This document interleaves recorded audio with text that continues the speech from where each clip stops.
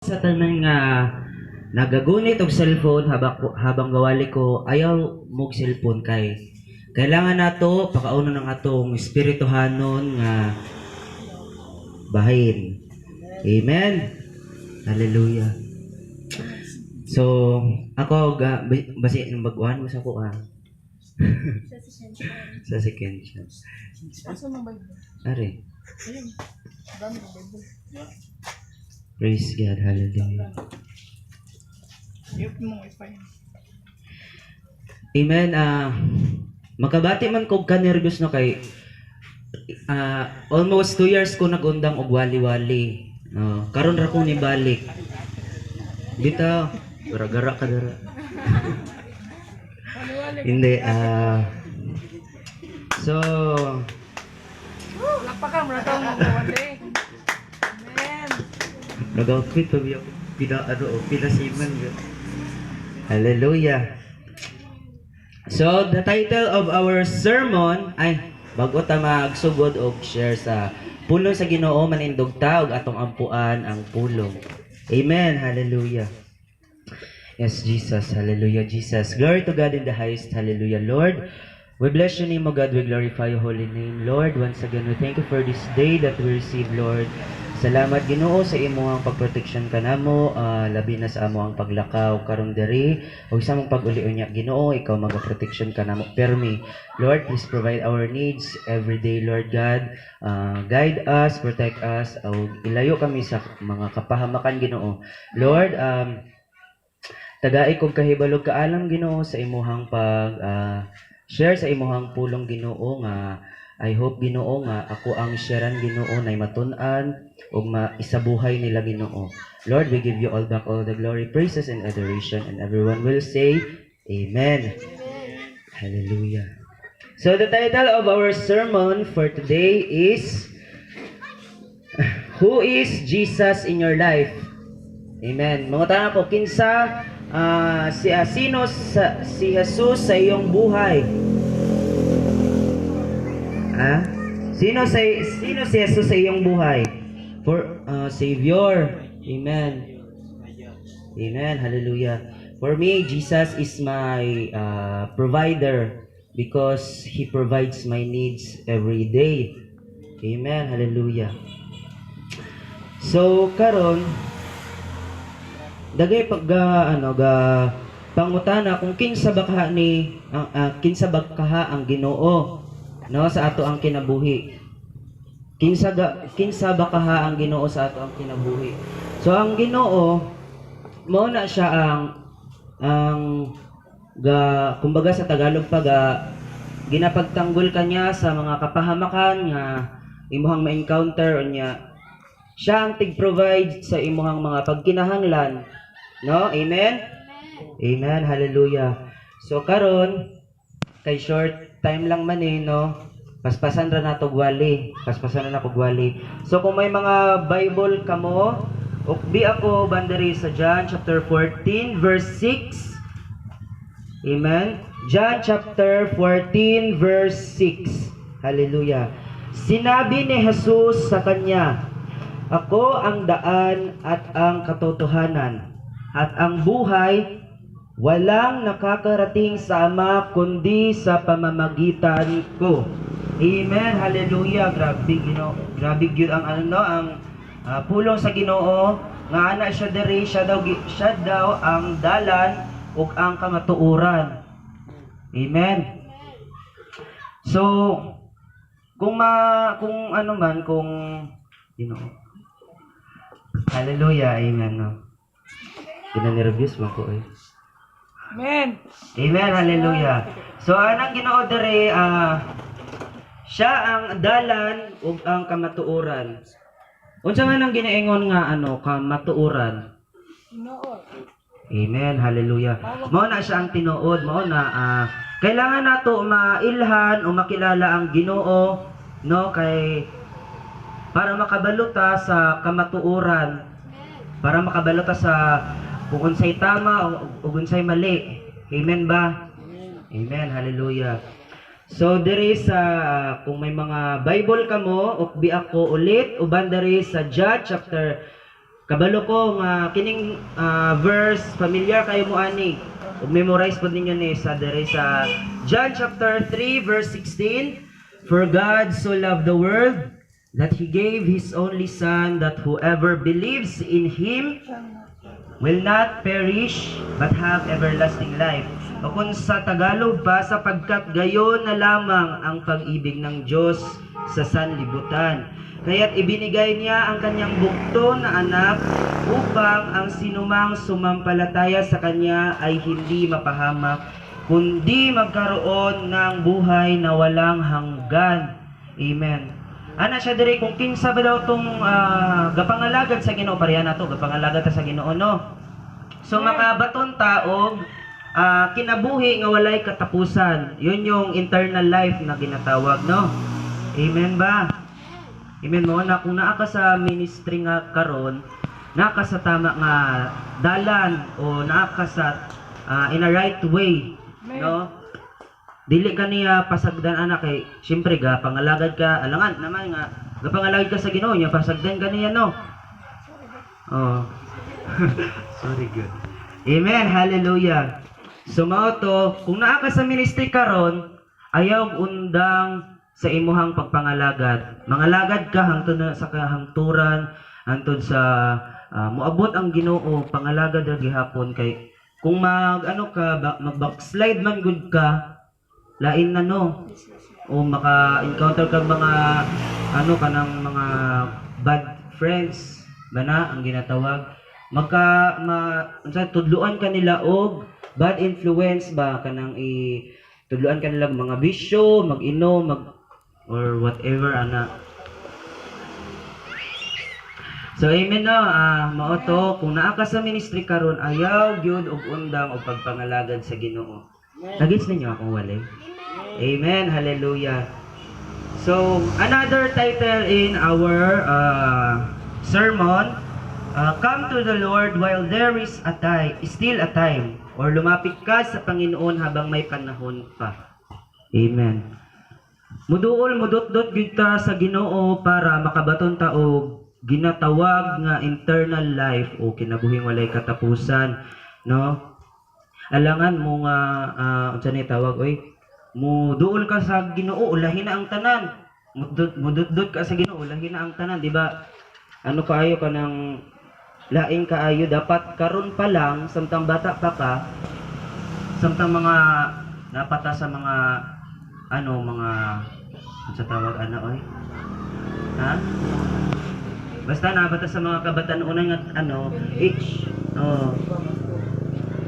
Yun, enjoy na to og ayaw gyud og undang mo na kung ginaingon sa ako ang manghud good nga ayaw gyud og undang og pagpangalagad sa Ginoo nga. Kaya ako manghod share na ko ha. Ako ang manghod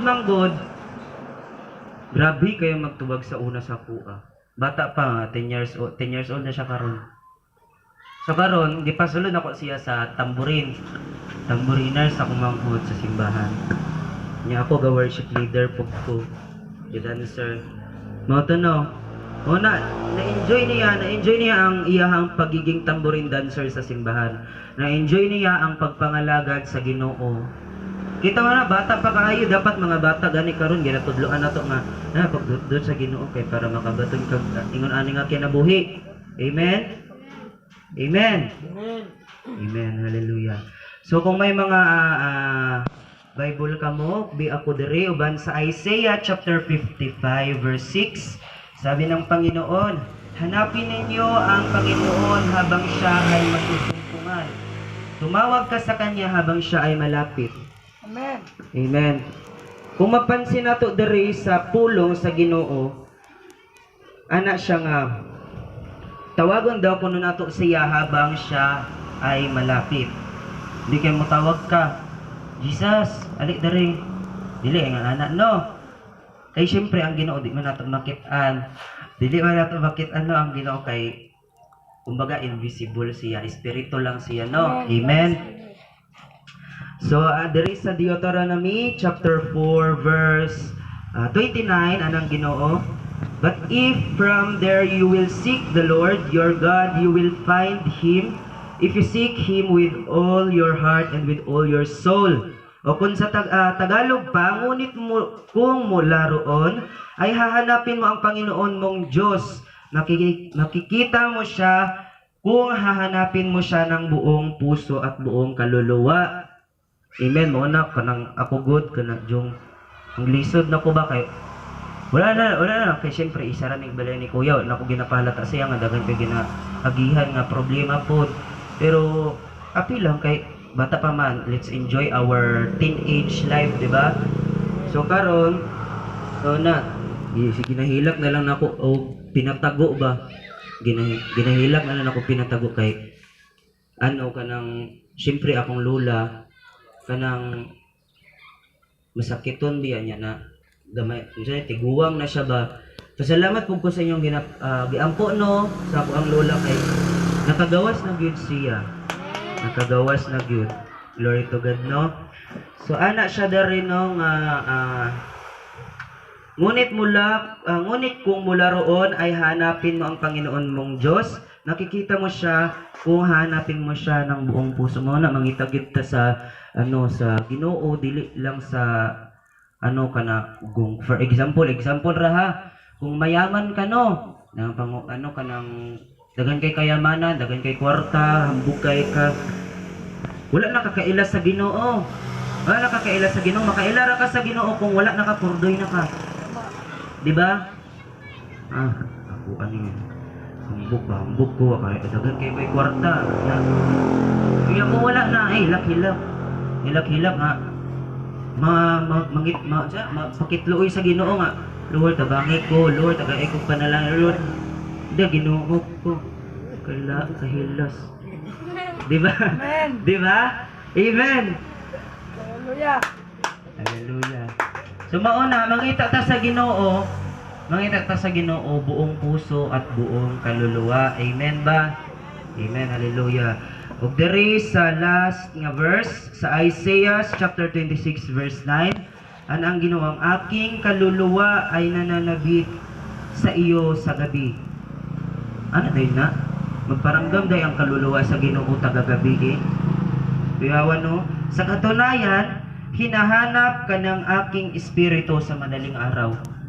Amo na no kana kung bigla unta nga, "Hoy, pangmata na dira." O di ba ang atong kalag bigla ako mata no. Amen ba? Amen. Hallelujah. Sapagkat kapag ang iyong mga kahatulan ay dumating sa lupa, ang mga tao sa mundo ay matututo ng katwiran. Di ba ang Ginoo diri o? Sapagkat kapag ang iyong mga kahatulan ay dumating sa lupa, ang mga tao sa mundo ay matututo ng katwiran. Amen. No? Anong diri ang pasabot niya diri kanang ansani? Ang iyang kahatulan kung moabot diri sa yuta sa karabamo mo sakalang ba kayo matututo ng katwiran? Amen? Di ba hindi? Kasi ngayon pa lang natuto na tayo eh. Amen. Natuto na tayo na pinapakinggan nyo nga yung yung ginashare ko about sa Word of God, di ba? O natuto kumbaga nata sa proseso, sa process. Dili kay ingon ana siya nga pagkatao niya, bag-on dayon siya sa Ginoo nga pinakalit. Di ba naata sa process, naata sa proseso nga parehas ako sa una no, backslider ko sa una. O sa tinuod lang gainom ko sa una. Grabe ko manghubog sa una, wala ko gasigarilyo kana jong papel nga iana-ana nimo unya pasindihan nimo ba? Practice ra gud. Yan na.